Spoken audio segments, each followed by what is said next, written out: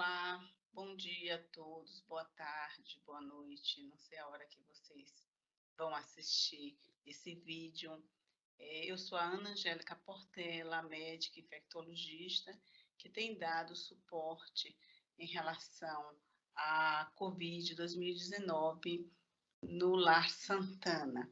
Muitas vezes eu estive aí explicando, dando aulas, mas nós pensamos, o Lar Santana pensou em estar ratificando, reafirmando todas as medidas que eles fizeram, que eles tomaram, que eles determinaram, baseado em todos os protocolos existentes, tanto no Ministério da Saúde, como na Secretaria da Saúde do município de São Paulo. Nós ainda não estamos livres da Covid-19. Invariavelmente, notícias do jornal todos os dias mostram aumento de casos, aumento de óbitos, mesmo que não seja de uma forma tão exponencial, tem acontecido, e com toda a reabertura que aconteceu, era esperado que muitas outras pessoas também ficassem doentes. Até porque eu já avisei a vocês uma vez inicial, logo no início, que esta doença não tinha anticorpos formados contra ela. Todos nós éramos susceptíveis. E ela é uma doença de transmissão respiratória. E é impossível você, né, segurar o ar. Então, eu gostaria de estar relembrando a todos vocês as medidas que foram tomadas, que foram determinadas, para que a gente possa reforçar os cuidados e evitar que ocorra novos casos dentro do Lar Santana. Gostaria de reforçar a vocês novamente que a transmissão se dá via respiratória. Então, quando nós falamos, tossimos, conversamos, comemos, cantamos, nós estamos sempre expelindo gotículas respiratórias.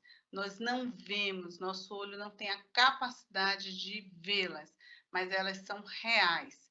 E elas atingem uma distância. Distância essa que tem um corte de 1 a 2 metros. Então, nós damos uma distância geralmente de 1,5 metros, no sentido de dar o máximo possível de proteção para que quando nós fazemos esse simples ato de falar, de dar risada, de cantar, nós possamos, né, transmitir um ao outro numa distância menor. Então, numa distância menor, nós tentamos pelo menos evitar a transmissão, porque essas gotículas respiratórias, elas caem, elas são pesadas e caem. No entanto, elas também caem em superfícies, elas só não caem no chão. E onde nós andamos, né? Nós andamos de carro, de metrô, nós vamos ao trabalho, nós precisamos ir ao supermercado. Então, todos esses lugares nós estamos expostos a adquirir ou transmitir o vírus causador da Covid-19. Então, no trajeto de casa até o trabalho, no qual muitos de nós pegamos ônibus, metrô, transporte público, e estamos com muito mais pessoas do que dentro de um carro, estamos expostos. E reforço ainda que estamos expostos cada vez mais nas festas que nós estamos indo, nos pequenos almoços em casa que nós acreditamos que são inofensivos e não são. Então, todas essas ações que nós estamos fazendo novamente estão facilitando a disseminação da doença. Então, aqui tem até uma foto que mostra, por uma câmera especial, né, a quantidade de gotículas que nós expelimos quando nós falamos, tossimos, cantamos, quando nós produzimos ar, então elas também saem. Então, isso que nós não vemos a olho nu é o que acontece sempre quando nós abrimos nossa boca, nós respiramos e aí, consequentemente, somos capazes de estar transmitindo a doença a um outro. Nós já falamos sobre a questão de diagnóstico, né, sobre a questão de proteções, sobre a questão de vacina. Então, nada mudou, né, das falas anteriores a vocês. A vacina ainda não saiu, a vacina será a grande medida de proteção para todos nós, mas em nenhum momento eu posso afirmar que tem vacina, porque não tem. Então, enquanto aguardamos essa medida bastante preciosa, e que vai ser importante para toda a população indiscriminadamente, nós temos que ter nossas medidas de proteção. Medidas essas que já foram faladas, conversadas, são medidas instituídas, baseadas em ciência, em pesquisa, não é aleatório as medidas realmente diminuem, protegem um pouco a população. Então, não existe ainda, não é indicado ainda testagem indiscriminada, porque todo exame tem uma parcela de erro, então isso não é feito de forma indiscriminada, até porque na forma indiscriminada haverá tanto erro que nós não vamos saber lidar com esses erros. Então, vou reforçar a vocês que a preocupação maior não é fazer o diagnóstico é preocupação grande, é sim, mas a preocupação maior quando nós não estamos doentes, quando nós não estamos com sintomas, a preocupação maior é proteger a nós, ao outro que nós queremos bem, que amamos, que convivemos, e aqueles também para quais nós trabalhamos. Então, isso é importante, principalmente no Lar Santana. Por quê? Porque você tem uma população de morador nessas instituições com grandes vulnerabilidades.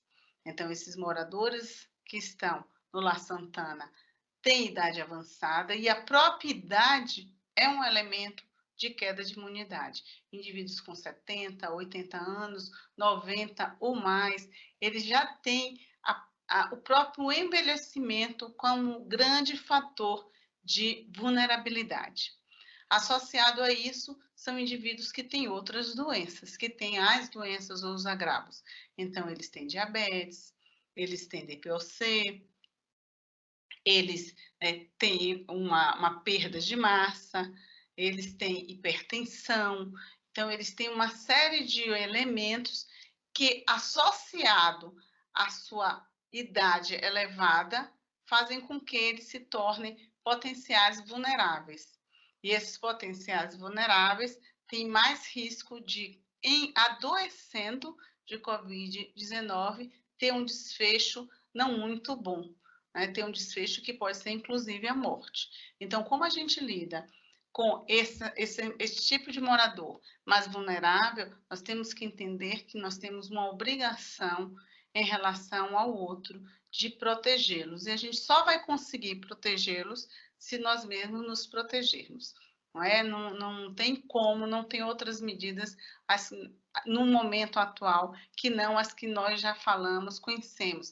Elas têm que ser reforçadas, elas têm que ser mantidas, elas não podem ser enfraquecidas no momento atual, até porque nós temos festas, é Natal, é Ano Novo, obviamente essas festas, e temos muitas férias, fazem com que nós, né, vamos ter muito mais aglomerados, pessoas próximas, e o descuido é muito grande nessa situação, até porque quando você tem aglomerados é impossível fazer distanciamento social. Quando você tem aglomerado para fazer festa, é impossível você não tirar a máscara para comer ou beber algo. Então, é importante que a gente perceba que nós não saímos da epidemia. É importante que nós tenhamos um pouco de entendimento e de clareza sobre a situação ainda atual. Não é uma situação que eu estou vivendo, é uma situação que todo mundo está vivendo. E dentro das medidas que nós já tivemos lá no Lar Santana, já foram todas instituídas, que foram medidas da instituição, baseada de todos os documentos oficiais, são as medidas não farmacológicas, são as medidas que nós temos que tomar de prevenção, e são as medidas administrativas, ambientais e individuais. As medidas administrativas foram todas tomadas, foram feitos protocolos e diretrizes relacionados a todas as áreas nutrição, cozinha, as áreas de enfermagem, as áreas administrativas, no quais as áreas de lazer, no quais os moradores têm contato, como foi fechado a capela, o salão, a área de fisioterapia foi limitado à necessidade extrema, o restaurante. Então, todos os protocolos foram construídos, foram reafirmados, foram solicitados para pôr em prática e foram postos em práticas. A questão do ambiente, o Lar Santana é uma casa imensa, né, os quartos, na grande maioria, todos individuais, com ventilação natural, que é o mais importante. A ventilação natural, ela mesmo é capaz de fazer as trocas de ar. Então, toda vez que você tem troca de ar, além das gotículas, que são aquelas potencialmente transmissíveis, elas caem, essa área que fica aberta, ela faz um fluxo de ar. E nesse fluxo, o ar está permanentemente em mudanças. Você tem 20, 30 trocas de ar por hora.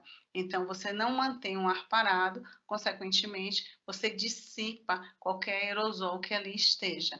Então, a questão das janelas, volto a falar, manter as janelas abertas, manter o fluxo de ar aberto, evitar ventilador que só não ventila realmente no calor, mas no momento ele puxa a poeira e mantém a poeira em uma posição acima do chão, então isso vai sempre causando o risco. O ar-condicionado, ele não pode ser utilizado, a não ser que seja o ar-condicionado com tudo aberto. Então, nessa situação, o ar-condicionado vai ter o papel só de esfriar o ar, a perda energética é muito grande. Os ambientes têm que estar sempre limpos, conversando sobre a limpeza, conversando sobre a higiene dos locais, a higiene das macas, quando vem um novo morador, higiene no momento do banho, de toda a área de refeitório, higiene, inclusive nos locais que os colaboradores almoçam, tomam café. Então, todas essas medidas ambientais, elas têm que ser respeitadas, elas têm que ser mantidas, porque isso faz com que haja circulação de ar. E a limpeza dos corrimões, todas essas condutas também devem ser mantidas. E, por último, não menos importante, pelo contrário, extremamente importante, são as medidas individuais, né, de EPIs, e não só disso, mas das vigilâncias de sintomático. Conversamos bastante com todos vocês sobre a vigilância do sintomático. É a percepção de se alguma manifestação clínica diferente do habitual vocês estão tendo. Então, obviamente, tem um quadro mais clássico, que é um quadro de gripe, com febre, cansaço, com tosse, espirros, pode ter mal-estar, falta de paladar e falta de olfato, que são importantíssimos, mas isso tem que ser feito diariamente. Tinha medida de temperatura na entrada do trabalho, a percepção para evitar a ida ao serviço, caso você, colaborador, tenha algum sintoma, até que se descarte o coronavírus, né, a Covid-19 ou não. Esta é uma medida importante e de grande valor, porque você também não mora sozinho, a grande maioria das pessoas não mora sozinhas, então elas têm outras pessoas ali que também podem estar com sintoma. Então, a vigilância do sintomático não é algo só feito para proteger o morador, mas sim para proteger a sua família. Isso foi discutido, isso foi falado, e volto a reforçar isso com vocês. Antes de perceber alguma manifestação clínica diferente, por favor, tem médico do trabalho, notifique para ver se ele descarta a possibilidade de síndrome gripal por Covid ou se é realmente Covid, você tem que ter o afastamento como preconizado pela da Saúde, pela a Secretaria da Saúde do município ou pelo seu médico de trabalho. As recomendações já foram bastante faladas. Eu acredito que realmente todos nós estamos num cansaço muito grande, numa falta de perspectiva por questões da epidemia. No entanto, nenhum desses sentimentos negativos vai fazer mudar, né, o curso natural da Covid, a não ser que a gente tenha uma vacinação, uma imunização eficaz. Senão, a doença vai continuar com seu curso natural. Então, uma das recomendações que mais tem sido fragilizada e que as pessoas não têm mais obedecido é o uso de máscara.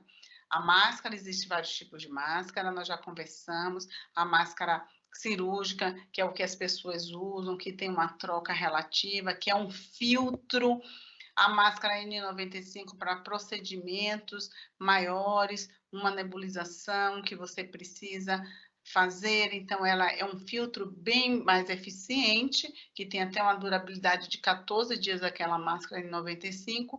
No entanto, a máscara de uso pessoal, que está sendo feita por inúmeros materiais, elas são primordiais, principalmente no trajeto da nossa casa.